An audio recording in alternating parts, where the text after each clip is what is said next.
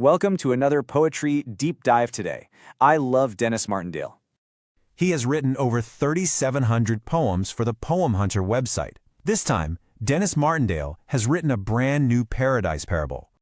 The heavenly story is about a young man who went to heaven. In his travels, he arrived at a restroom where he found some people playing cards. Being a bit of a loner, he settled at a different table and played solitaire instead. Obviously, heaven was nothing like what he had expected it to be. The title of the parable is Time to Pack It In. Here is what the brand new parable's message shares with us today.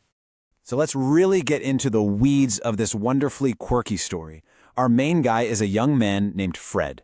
And when Fred arrives in heaven, he's expecting the whole shebang, right? The classic grand welcoming committee. He's looking around for Jesus, a choir of archangels, maybe a big jubilant crowd of his ancestors throwing a party.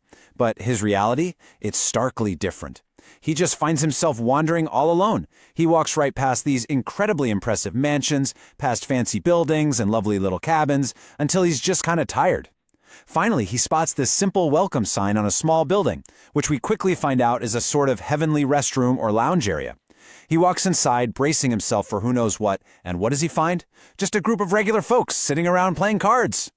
Now, this exact moment perfectly captures Fred's core personality.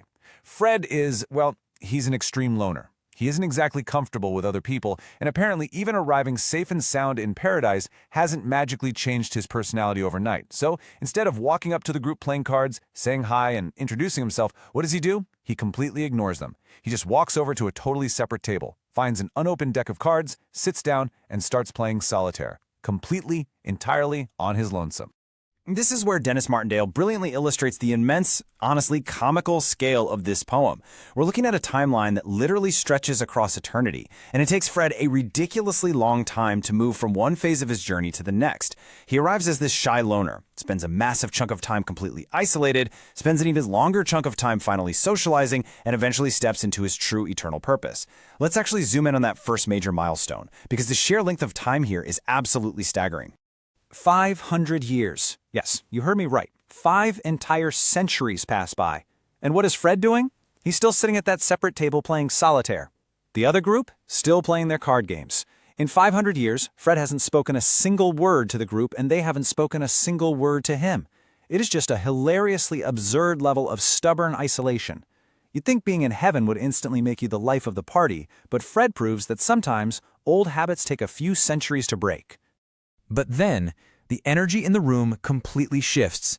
Everything changes on a day that shocks them all. Out of nowhere, this beautiful fragrance of roses completely fills the room, and Jesus walks in. It's not an angel, not an archangel. It is the Lord himself.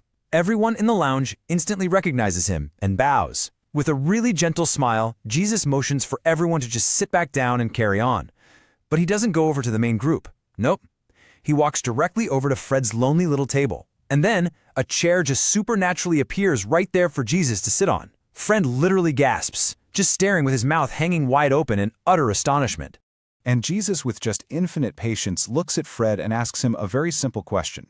Wouldn't it be more interesting to join the others playing cards than to sit here all on your own? Now, Fred gives a truthful answer.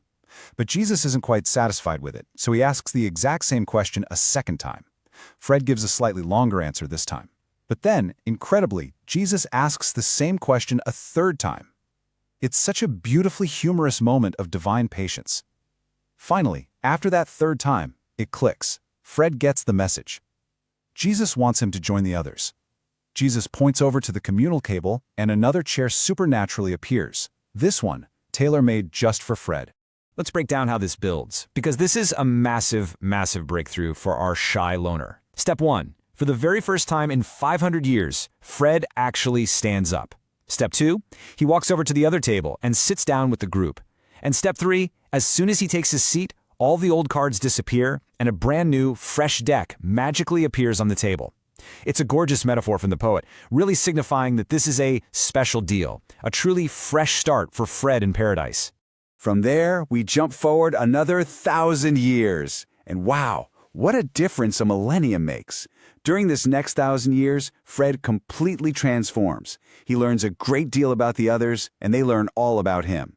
He watches hundreds of fascinating card tricks. He listens to 1,000 jokes. He's entertained, he makes wonderful friends, and the centuries absolutely fly by.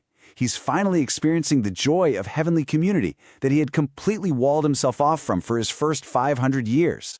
But eventually, the pacing of our story slows down again. One day, sitting right there at the card table, Fred lets out a sigh. It's a heavenly sigh, but it carries some serious weight. His friends immediately sense that something is different, that this is going to be the very last day they play cards with their friend. Something is playing on Fred's mind. He's officially outgrown the lounge, so he stands up, embraces every single one of his friends, says his heartfelt farewells, and walks out the door. Out on his own again, Fred realizes he really needs to speak to Jesus, so he begins walking toward the tallest building in heaven. But to his utter amazement, he doesn't have to walk very far at all. Jesus instantly appears right beside him. Jesus tells Fred that he didn't need to walk any further, because this pilgrim's prayer, this deep desire in Fred's heart for something more, well, Jesus had been expecting it for ages and ages. He already knew exactly what Fred wanted, and more importantly, what he needed. So this crucial turning point arrives with a bit of a sad truth.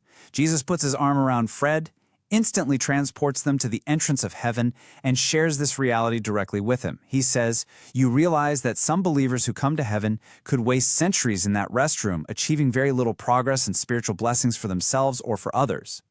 Jesus acknowledges that Fred came in as a loner, and sure, he used the restroom as a safe space to build up his confidence. But Fred finally realized that staying in there forever, that was a trap of spiritual stagnation. And that leads us to Jesus' master plan. He tells Fred, "I want you to stand here and to sit here to meet and greet people as they enter heaven." Jesus officially authorizes Fred to be a heavenly greeter. But it's not just about saying a quick hello. It's about sharing his testimony. Jesus wants Fred to tell new arrivals how shy he was, what a loner he was, and exactly how he wasted centuries isolating himself before realizing there had to be a whole lot more to heaven than just playing cards in a lounge. So if we break down Denis Martindale's parable, there are some incredibly practical takeaways for all of us right now. First, don't isolate yourself. Even in a perfect place like heaven, isolation stalls you. Second, spiritual growth actually requires community. Think about it. Fred only started to grow and find his true purpose after he joined the table and connected with other people. And third, and I think this is perhaps the most beautiful part, your personal testimony saves others time. Our own struggles, our delays, and our overcoming of things like shyness can become the exact tool used to help someone else fast-track their own growth. Fred is incredibly humbled to be trusted with this task. Several chairs magically appear next to him, and as new believers arrive at the pearly gates, Fred embraces each one.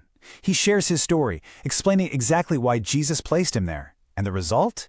It is a truly joyous resolution. The believers smile fondly, give him a big hug, and then head straight off to tour the wonderful wonders of heaven. By sharing his own mistakes, Fred successfully saves these new arrivals hundreds and hundreds of years of wasting their own time. Well, he saves almost everyone's time. The poet leaves us with one final, absolutely fantastic comedic punchline. Fred saves everyone hundreds of years of wasted time, except for one guy named George. George is this fanatical chess player who just so happened to bring his trusty old chess set up to heaven with him. I guess some people are just determined to play their own game. But it really makes you wonder, doesn't it? What kind of baggage or isolated habits are we stubbornly clinging to, even when a whole paradise of community is waiting right there for us? Think about that for a while. Thank you so much for joining me for this explainer, and I'll catch you next time.